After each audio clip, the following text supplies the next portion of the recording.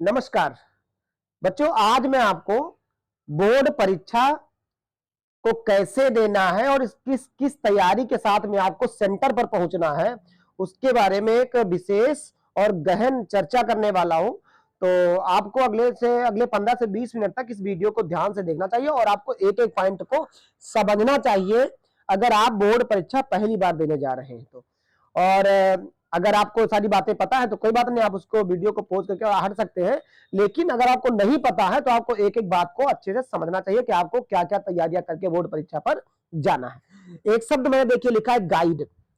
पहले आपने लिखा बोर्ड परीक्षा पर चर्चा, मैं चर्चा करने वाला हूं और गाइड के रूप में आपको एक एक बात तो समझाऊंगा कि आपको बोर्ड परीक्षा में किन किन तैयारियों के साथ और कैसे कैसे पहुंचना है। तो सबसे पहले अच्छा, हमको पॉइंट्स में लिखने चाहिए थे पर पॉइंट्स बहुत ज्यादा थे तो मैंने एक कागज में कापी में उसको नोट कर लिया है और वहां से देख करके मैं आपको उन पॉइंट्स के ऊपर चर्चा अच्छे से करता जाऊंगा और आप उनको अच्छे से समझते जाएंगे। तो सबसे पहले देखिए, जो सबसे पहली बात आपकी क्या होनी चाहिए कि आप जब भी सेंटर पर पहुंचे, जहां पर आपका सेंटर गया, जब भी सेंटर पर पहुंचे तो प्रत्येक विद्यार्थी अपने आप को ऐसा महसूस करे कि उस सेंटर पर परीक्षा देने वाला वो सबसे अच्छा विद्यार्थी है। और ये ना हो कि आप एकदम बुझे बुझे गए हैं, लोग देख करके आपको लोग देख रहे हैं और आप लोगों को देख रहे हैं, ऐसा ना हो। आप वहां पर पहुंचिए एक अच्छे विद्यार्थी की तरह और आप अपने आप को ऐसी शक्ति दीजिए, अंदर से शक्ति दीजिए कि लगे आप कि आप एनर्जेटिक हैं और आपके अंदर एनर्जी है और आपको सब कुछ आता है। ऐसे आपको सेंटर पर पहुंचना, सबसे अच्छे विद्यार्थी बनके। दूसरी बात, जब आप सेंटर पर पहुंच जाएंगे उसके बाद आपको पहुंचना है, गेट के अंदर जाएंगे, एंट्री करेंगे, आपकी परीक्षा स्टार्ट होगी। तो इसके ऊपर थोड़ा सा एक बात हो जाए, जब आप अंदर जाएंगे तो आपका आधार आपके पास होना चाहिए। आधार और एडमिट कार्ड ये तो आपके पास इस बार कंपलसरी कर दिया गया कि हर विद्यार्थी के पास एक आधार कार्ड, मतलब उसका आधार कार्ड और उसका एडमिट कार्ड होना चाहिए। दूसरी बात, आपको वहां पर गेट पर ही चेक किया जाएगा। तो आप नकल वकल तो आप सोच ही नहीं सकते कि नकल आप लेके जा सकते हैं। बहुत से बच्चे हाथ में लिख लेते हैं या अलग कहीं लिख लेते हैं, तो ये सब आप मत करें। आप नकल के भरोसे मत जाएं, आप सेल्फ स्टडी करके अच्छे से मजबूती से जाएं। नकल की एक छोटी सी पर्ची भी ले जाने की कोशिश मत कीजिए, अन्यथा की स्थिति में फिर आप समस्या पड़ सकते हैं। कहीं आपको 4, 5, 6 जगह चेक किया जाएगा। आप गेट पर चेक किए जाएंगे, उसके बाद आप अंदर जाएंगे तो आपको जो रूम में ड्यूटी लगी वो आपको चेक करेंगे, तमाम सारी जगह आप चेक होंगे और कहीं ना कहीं आप जो है पकड़ जाएंगे। तो आप इस प्रकार कोई गलती ना करें कि आपको नकल की पर्ची ले जाना पड़े। अच्छा, आप गेट पर जाएंगे तो आपको गेट पर चेक किया जाएगा, फिर आप अंदर पहुंचेंगे। तो अंदर पहुंच करके देखिए, जो अच्छे विद्यार्थी होते हैं, जो अच्छे स्टूडेंट होते हैं, वो क्या करते हैं, जैसे आप पहुंचे हैं तो पहले तो बात, आप पहले ही सेंटर पर अंदर जाने से पहले ही अपने आप को फ्रेश कर लीजिए। अगर आपको बाथरूम जाना है, पानी पीना है, तो अपने आप को फ्रेश करके अंदर एंट्री करवाइए। और अगर बाई चांस आप अंदर चले गए हैं तो अंदर पहुंचने के बाद अगर आपको समस्या हो, किसी बहुत सारे बच्चों को एक एक घंटे में बाथरूम जाना पड़ता है या पानी पीना पड़ता है, कोई उनको समस्या होती है, तो आप सेंटर पर पहुंच करके अंदर पहुंचे और अपने रूम को देख लीजिए अच्छे से। रूम क्या है आपका, इसके ऊपर मैं आगे चर्चा करूंगा। तो आप अंदर पहुंच करके पहले आप बाथरूम देख लें कि बाथरूम कहां पर बना हुआ है। अगर बाय चांस हमको 3 घंटे में अगर कोई दिक्कत होती है तो हमको पता है कि हमको कहां पर बाथरूम जाना है। उसमें ये ना हो कि आप को एक घंटा पेपर कर लिया, फिर आपको बाथरूम जाना है तो आपको ढूंढना पड़ेगा कहां बाथरूम कहां बाथरूम। आपका 4 से 5 मिनट निकल जाएगा, आप समझ नहीं पाएंगे कि आपका 4 से 5-10 मिनट कहां चला गया। इसलिए आप उस व्यवस्था को पहले देख लीजिए। अच्छा, क्लास में जाने से पहले आप जब क्लास के अंदर जाएंगे तो क्लास के अंदर जाने के पहले आपके गेट के पास ही पूरे विद्यालय का सेटिंग प्लान लगा होता है। अब आप उस सेटिंग प्लान से अपने आप को चेक कर लीजिए, अपने आप को देख लीजिए कि आपका रोल नंबर किस कक्षा में आ रहा है, यानी किस कक्षा संख्या में आ रहा है। वहां पर सेटिंग प्लान लगा होता है और वहां बाकायदा लिखा होता है। जैसे मान लिया लिखा गया रूम नंबर 18, अब वहां पर लिख दिया गया 208 से 276। अब इसका मतलब क्या कि जो आपका रोल नंबर है उसके लास्ट के 3 अंक 208 से 276 के बच्चे रूम नंबर 12 में बैठेंगे। अब 208 से लेकर के 208, 9, 10, 11, 12 आगे आप बढ़ते जाओगे 41, 42 और 76 तक, यानी टोटल बीच के सारे अंक के विद्यार्थी रूम नंबर क्या नाम 12 में बैठेंगे। तो आप ये समझ लीजिए कि हमारा रोल नंबर और हमको जो है आज के पेपर में रोल नंबर 12 में बैठना है। तो आपका ये सिटिंग प्लान हो गया। वहां पहुंचने के बाद अंदर जाइए, आप तुरंत अपने रूम में पहुंचे और रूम में पहुंचने के बाद अपनी सीट का अरेंजमेंट देखिए। सीट का अरेंजमेंट वैसे कॉलेजों में ग्रुप कक्ष संख्या के बाहर लगा होता है, लेकिन अगर कक्ष संख्या के बाहर नहीं लगा हुआ है तो आप अंदर जाइए, सीट पर या तो रोल नंबर की पर्ची चिपकी होगी या फिर चाक से या मार्कर से रोल नंबर उस सीट के ऊपर लिख देते हैं। आप अपना रोल नंबर ढूंढिए और ढूंढ करके आप आराम से अपने रोल नंबर पर अच्छे से बैठ जाइए। एक तो आपका सबसे पहला एक काम, क्योंकि बहुत सारे बच्चों को दिक्कत होती है तो रोल नंबर नहीं ढूंढ पाते, वो रूम नंबर नहीं ढूंढ पाते, तो आधा घंटा 1 घंटा उनको इधर उधर लग जाता है। तो ऐसी स्थिति ना है, आप आराम से रूम नंबर और रोल नंबर ढूंढ करके अपने स्थान पर बैठ जाएंगे। बाथरूम के लिए मैंने आपको बता दिया। अब बैठने के बाद क्या करेंगे, जब आप बैठ जाएं तो आपको यह देखना है कि जिस सीट पर आप बैठे हैं उसके आसपास 2, 3, 4 सीट के पास में कोई कागज का टुकड़ा तो नहीं पड़ा है। क्या होता है कि उससे पहले विद्यार्थी वहां पढ़ रहे थे, अब कोई कागज का टुकड़ा कोई गिरा के गया है या कहीं से उड़ के आ गया है और आपके पास पड़ा है, उसमें कुछ लिखा है और आप बैठ गए, आपने ध्यान नहीं दिया, बाई चांस बैच आ गई, चेक करने वाले सचल की कोई टीम आ गई और आपके पास उस टुकड़े को देख लिया, उसमें कुछ लिखा, तो उनको तो यह आभास होगा कि ये नकल जो है, ये मतलब पर्ची आप लेकर के आए, तो आप तो शक के दायरे में आ जाएंगे। तो और फिर आप सफाई अगर देंगे भी कि सर हम नहीं लाए, तो वो मानेंगे नहीं, क्योंकि आपके पास तो पड़ा मिला। इसलिए आप जहां पर बैठे वहां पर तुरंत अपने आप के आसपास में सीट के नीचे चेक कर ले, सीट के ऊपर चेक कर ले, आसपास में चेक कर ले कि कहीं पर कोई कागज का टुकड़ा तो नहीं पड़ा हुआ है। इस पर आपको विशेष ध्यान रखना है। अच्छा, अगली बात है, अब जब कॉपी को आप हल करेंगे तो कॉपी को हल करने के पहले आपको कॉपी का फ्रंट पेज और ओएमआर सीट में आपको जो जो भरना है उसमें, चाहे परीक्षा का कोड हो, सेंटर कोड हो, जिले का कोड हो, रोल नंबर भरना हो, रजिस्ट्रेशन नंबर भरना हो, जितनी चीजें भरनी है, एक एक चीज आपके प्रवेश पत्र में और प्रश्न पत्र में नोट होती है। आप उसको पूछ करके, सर से समझ करके, या तो आप ट्रेनिंग करके जाइए पहले से, या फिर आपको भरना है तो आप पहले सर से पूछ के समझ लीजिए, उसके बाद भरिए। अन्यथा बाय चांस कोई बच्चा भरना शुरू कर देता है और उसकी गलती हो जाती है, गलती हो तब वो चिल्लाता सर हमारी गलती हो गई। तो आपने अगर गलती कर दिया तो आपको दूसरी ओएमआर सीट मिलने वाली नहीं है और उन्हीं बच्चों का रिजल्ट जो है खतरे में पड़ जाता है। इसलिए आपकी ओएमआर सीट और कॉपी में भरने में एक भी पेज, एक भी अंक, एक भी शब्द की कोई गड़बड़ी नहीं होनी चाहिए, इसका आपको विशेष ध्यान रखना है। अब अच्छा, मैं दे देता हूं आपको कौन कौन से पॉइंट पर बात करना है। रोल नंबर हो गया। अब जैसे आप सुबह सुबह आपको जाना है, अगला पॉइंट है कि हम क्या खा करके जाएं पेपर देने। तो सबसे पहली बात कि आप जब पेपर देने जाएं तो आपको बिल्कुल हल्का नाश्ता करना है, और हल्का नाश्ता अगर आपको पूरी पराठा और तली भुनी चीजें बिल्कुल नहीं खाना है, पकौड़े समोसे कुछ नहीं खाना है। आपको अगर मिल जाता तो कोई फल खा के जाइए, 2-4 केले खा लीजिए, एक सेब खा लीजिए, 1 गिलास दूध पी लीजिए, यानी आपको एनर्जी वाला भोजन लेकर के जाना ताकि आपको वहां 3 घंटे एनर्जी कम ना पड़े। ऐसी कुछ चीजें खा करके आना कि आपकी एनर्जी आपके शरीर को बराबर बनी रहे, और अगर आपके शरीर में एनर्जी रहेगी तभी आप अच्छे से पेपर को हल कर पाएंगे। अब क्या किया आपने, आप 4 पराठे खा के चले गए, आप पूरी खा के चले गए, या आप समोसे या पकौड़ी खा के, पकौड़ा खा के चले गए, तो वो चीजें आपके शरीर को आलस देंगी, और अगर आपका शरीर आलस में रहेगा तो आपका दिमाग अच्छे ढंग से काम नहीं करेगा और आप सही से पेपर को हल नहीं कर पाएंगे। इसलिए आप जब जाएंगे तो आपको अपने खान पान को बिल्कुल कंट्रोल करके सही चीज खाना है। जैसे आप भीगे हुए आप कोई अनाज ले लीजिए, या क्या नाम हलवा ले लीजिए, या दलिया ले लीजिए, या आप फल ले लीजिए कोई, अथवा दूध पी लीजिए, यानी जो आपके शरीर को ताकत दे 3 घंटे, उस चीज को आप खा करके जाएंगे तो आपके शरीर, मतलब आपका शरीर आपको पेपर करने में पूरा साथ देगा। अच्छा, अगले पॉइंट पर हम लोग आते हैं। अगर आपको पानी की दिक्कत ज्यादा आती है तो आपको अपने साथ में एक पानी की बोतल रखना, छोटी बोतल, और बोतल जो होनी चाहिए वो आपकी ट्रांसपेरेंट हो। ट्रांसपेरेंट जो छोटी 10 रुपए वाली बोतल आती है, अब कॉफी नग ले लीजिए, वेसलेरी के ले लीजिए, 10 रुपए की बोतल ले लीजिए और उसको पूरी परीक्षा चलाइए। अब 10 रुपए की बोतल रखकर लेकर के अपने पास में रखे रहिए, आपको प्यास लगती तो आराम से आप पानी पीजिए। अच्छा, अगले विषय पर हम लोग आते हैं।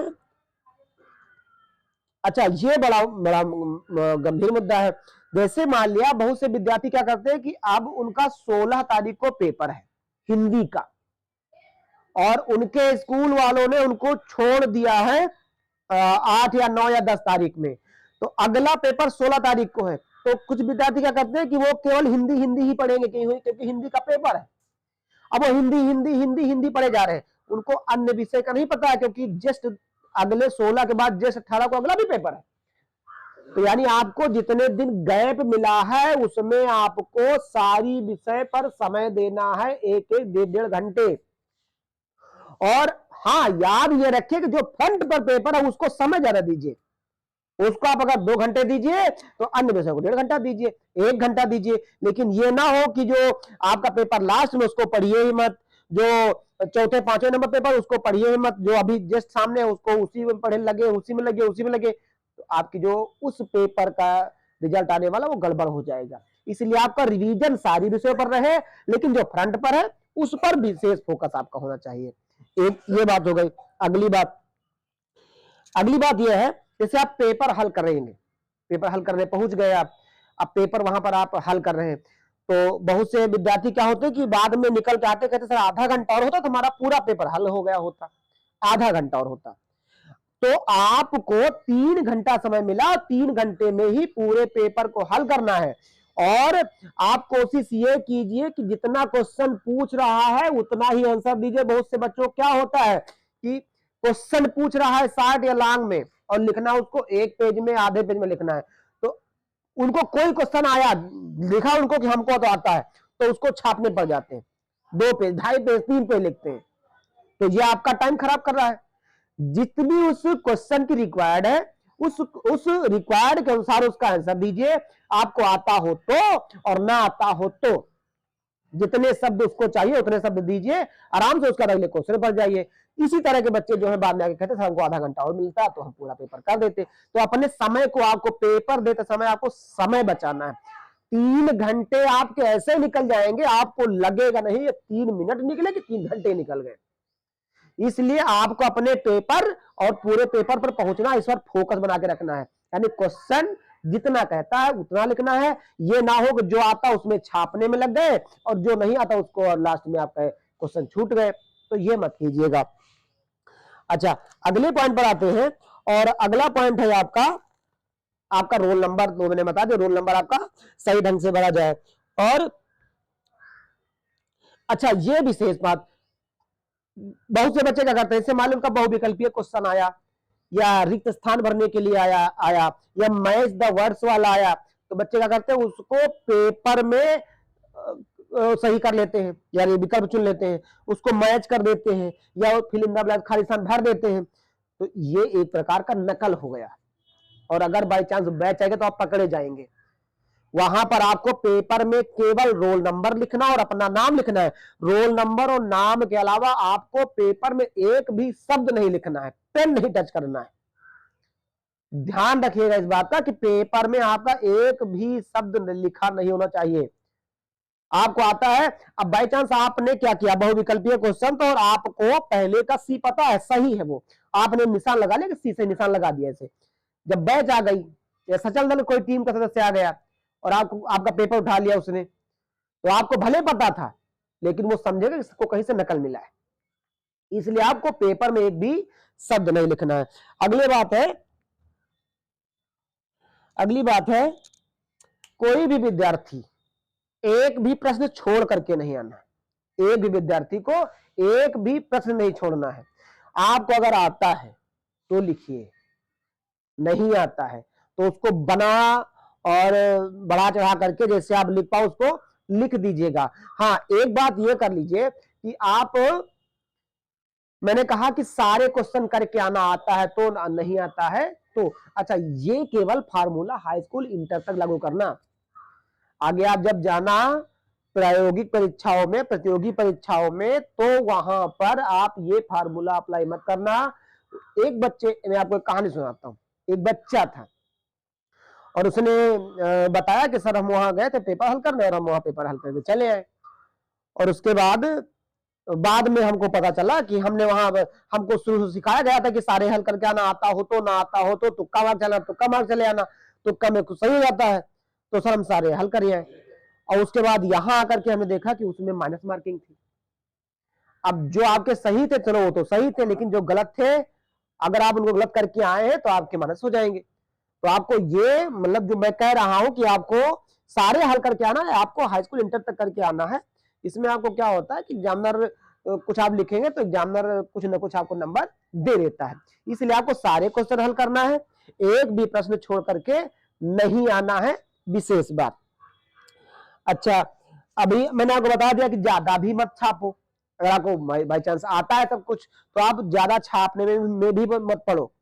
जितना उसकी लिमिट है उसके अनुसार आपको सर ने क्वेश्चन में लिखा होता है, पेपर में लिखा होता है कितने शब्दों में लिखना है, उसके अनुसार ही आपको लिखना है। अगला देखो, एक बड़ा इंपॉर्टेंट पॉइंट कि बोर्ड परीक्षा केवल पेजिंग और राइटिंग और हेडिंग, 3 पॉइंट्स पर चलती है। Paging, writing, heading. जितनी अच्छी पेजिंग कर लेंगे, जितनी अच्छी राइटिंग बना देंगे, और प्रश्नों के उत्तर देते समय जितने अच्छे आप हेडिंग डाल देंगे, आपके जो नंबर होते हैं इसी पर आधारित होते हैं। इसलिए आपको राइटिंग अच्छी बनाना है, ज्यादा से ज्यादा पेज भरना है, और ज्यादा से ज्यादा अगर हेडिंग क्या हो सकता है तो उसमें हेडिंग डाल करके ही लिखना है। तो राइटिंग, पेजिंग और हेडिंग, 3 चीजों को दिमाग में रख करके आप क्वेश्चन को हल कीजिएगा। अगली बात, अच्छा अब देखो क्या होता है, बहुत सारे बच्चे होते हैं, जैसे कोई बैच आ गई। भाई आप हाई स्कूल इंटर का पेपर दे रहे हैं तो बैच तो आना एकदम लाजमी है। बैच आ गई, या सचल दल का कोई सदस्य आ गया, तो बहुत से बच्चे घबरा जाते हैं, है उनके पास कुछ नहीं, अब वो घबरा गए। तो अब जब घबरा जाओगे तो आपके पास जो टीम होगी वो तुरंत आपके पास आगे चली आएगी। आप इंजॉय करो। मैं तो हमेशा इंजॉय करता था, अगर कोई आता था बैच वाला आदमी या सचल दल का कोई आदमी, तो हम देखते थे उनको हम इंजॉय करते थे। तो आपको एकदम टेंशन फ्री होकर, बाई चांस आते चेक करते तो आप हाथ उठा के अपना चेक करवा दीजिए, क्या टेंशन आपको है, आपके पास कुछ है तो है नहीं, तो आप आराम से अपने आप को चेक करवा दीजिए, और चेक करवा करके आराम से बैठिए अपना पेपर हल कीजिए। तो अगर कोई बैच का आदमी आता है या सचल दल कोई आदमी है तो आपको परेशान नहीं होना है। अगर वो आपको देखना चाह रहे हैं, आपको चेक करना चाह रहे हैं, तो आप आराम से आप खड़े हो जाइए और आराम से आप चेक करवा दीजिए, अपना पेपर हल करना शुरू कर दीजिए। चलिए अगला पॉइंट तो मैंने आपको बता दिया, नकल की छोटी सी पर्ची ले जाने की भी कोशिश मत करना। छोटी सी भी पर्ची, सेल्फ डिपेंड जाइए, सोचना भी मत, क्योंकि हर कमरे में वॉइस रिकॉर्डर, हर कमरे में कैमरे, हर कमरे में 2-2 टीचर, गेट पर सचल दल, बैच, कोई ना कोई तो आपको पकड़ ही सकता है। इसलिए आप नकल की छोटी सी पर्ची भी ले जाने की कोशिश मत कीजिए, उससे अच्छा आप पढ़ाई करके जाए। पढ़ाई करके जाए आराम से, आपको कोई टेंशन नहीं होगी। अच्छा, इसके बाद देखिए, जैसे गणित में और साइंस में, गणित और साइंस में दो, मतलब साइंस और मैथ में 2 विषयों में हो सकता है आपको आए सचित्र वर्णन कीजिए। तो जिस क्वेश्चन में चित्र बनाने के लिए कहेगा तो आपको उसमें चित्र भी बना करके, उसका जो चित्र है उसका आप चित्र बनाएंगे, उसका नाम लिखेंगे, उसके बारे में आगे उसका वर्णन करेंगे। चाहे वो मैथ में ग्राफ बनाना हो, सारणी बनाना हो, या विज्ञान में कोई चित्र बनाना हो, कुछ आपको अगर लगे क्वेश्चन कहता है तो आपको उसके हिसाब से चित्र जरूर बनाना है। अगला पेपर वाले दिन, जिस दिन पेपर हो, बाई चांस आपका पेपर आज नहीं है तो आप 1 घंटा लेट उठ सकते हैं, लेकिन जिस दिन पेपर हो आपका, 8 बजे से पेपर आपका है, 7:30 से पेपर है, तो जिस दिन पेपर हो आपका, आपको उस दिन रात में 3 बजे उठना। ध्यान से सुन लीजिए, 3 बजे, और 3 बजे पूरा शेड्यूल बताता हूं, 3 बजे करना क्या, 3 बजे उठ करके 3 बजे आप उठेंगे, 3 से 5 बजे तक आपको बैठ करके पूरी किताब का रिवीजन करना, पढ़ना नहीं है। देखते चले जाइए, देखते चले जाइए। हाँ, इंपॉर्टेंट जो पॉइंट्स है उनको आप समझ लीजिए, देख लीजिए अच्छे से। पूरी किताब का 2 घंटे में 1.5 घंटे में रिवीजन हो जाएगा। 5 बज जाएंगे। अब 5 बजे आप अपनी नित्य क्रिया में जुट जाइए। 5 बजे आपका जो डेली का कार्य है उसमें आपको फ्रेश होना है, आपको मंजन करना है, फ्रेश होना है, स्नान करना है, नाश्ता करना है। 1 घंटा आपका लग जाएगा, 6 बज जाएगा। 6 से 6:15 के बीच में आपको घर से हर हाल में निकल लेना है। 6:30 तक तो आप घर से बिल्कुल भागते हुए निकल लीजिए। 6:30 तक आप घर से निकल लेंगे तो आपका सेंटर ज्यादा से ज्यादा 8 से 10 किलोमीटर की दूरी पर है, तो आधा घंटे में आप आराम से सेंटर पहुंच जाएंगे। और वहां पर आधा घंटे 7:30 बजे एंट्री शुरू हो जाएगी। आपको आधा घंटा पहले सेंटर पर पहुंचना है, आधा से और 40 मिनट 45 मिनट पहले पहुंचिए। वहां पर बैठ के समय आप बिता लेंगे, वो उसकी दिक्कत नहीं है, लेकिन आप लेट मत पहुंचे। ये आपका यानी 3 बजे उठेंगे, 2 घंटे 1.5 घंटे पढ़ाई करेंगे, 1 घंटा आपका नित्य क्रिया में लग जाएगा। उसके बाद 6 बजे 6:15 बजे आप घर से आराम से निकल लीजिए। विशेष अगर आप गाड़ी से जाएंगे तो अपनी सुरक्षा और आपके साथ में चलने वालों की सुरक्षा आपके हाथ में, आराम से आप जाएं। और अगर आप साइकिल जाते हैं तब भी आप बिल्कुल अच्छे साइकिल चलाएं, ताकि आपको रास्ते में किसी प्रकार की कोई दिक्कत ना हो। अगले पॉइंट पे आते हैं। अगले पॉइंट का आपका है, सभी के पास 2-2 पेन, मतलब पेन की व्यवस्था आप कर ही लोगे। अगर आप एक पेन रिजर्व में रखना, यानी कम से कम 2 नीले, 2 काले, 2 स्केच, 2 नीले पेन, 2 काले pen, 2 sketch, rubber, cutter, pencil और एक बड़ी पट्टी, इतनी व्यवस्था तो आपके पास होनी ही चाहिए। और बाई चांस आपका कोई पेन खराब हो गया, लीक कर गया, उसका अन्य समस्या कोई आ गई, तो आपका एक पेन आपके पास रिजर्व में होना चाहिए, ताकि आपको दिक्कत ना हो। ये हो गया आपका। अब एडमिट कार्ड, पिछले साल एक स्टूडेंट के साथ मेरे घटना हो गई थी। उसका एडमिट कार्ड वो पेपर दे के आया, उसने शर्ट निकाल के टांग दी, उसकी सिस्टर उठी, उसकी शर्ट को पानी में डाल के धुल के सुखा दी। उसका एडमिट कार्ड उसी में सूख गया, खराब हो गया। और उसकी कमी क्या थी कि ना तो उसने उस एडमिट कार्ड का लेमिनेशन करवाया था और ना ही उसने एडमिट कार्ड की फोटो कॉपी करवाई थी। तो सबसे जरूरी बात, आप अपने एडमिट कार्ड का पहले ही, जैसे आपको एडमिट कार्ड मिलेगा, लेमिनेशन करवा लेंगे। लेमिनेशन करवाने के बाद उसके कम से कम 2 फोटो कॉपी कर लेंगे और 2 फोटो कॉपी करके एक घर में रख देंगे और ओरिजिनल अपने पास रखेंगे और एक फोटो कॉपी अपने पास रखेंगे। यानी एक एडमिट कार्ड आपका आपके घर में हो, बाई चांस कोई दिक्कत अगर हो गई तो हमारा एडमिट कार्ड हमारे पास सेफ है। इसलिए अपने एडमिट कार्ड को आप लेमिनेशन करवा कर उसको विधिवत रूप से रख लेंगे तो आपको दिक्कत नहीं होने वाली है। बस अगर इतना आप कर देंगे तो आपकी परीक्षा आपको 85 प्लस 90 प्लस 95 प्लस देके जाने वाली, और आपकी ये बोर्ड परीक्षा आपके लिए एकदम सुपर बनने वाली है। तो बस इन्हीं बातों के साथ मैं आज की इस बात को समाप्त करता हूं और मुझे उम्मीद है आपको बातें सारी समझ में आई होंगी। और अगर आपको बातें समझ में आई है तो आप एक छोटा सा काम कर सकते हैं, इस वीडियो को लाइक कर दीजिए और अगर आपका मन हो तो किसी को शेयर कर दीजिए, और ज्यादा अगर मन है तो आप उसको सब्सक्राइब कर लीजिए। अन्यथा की स्थिति में आपकी मर्जी। Thank you.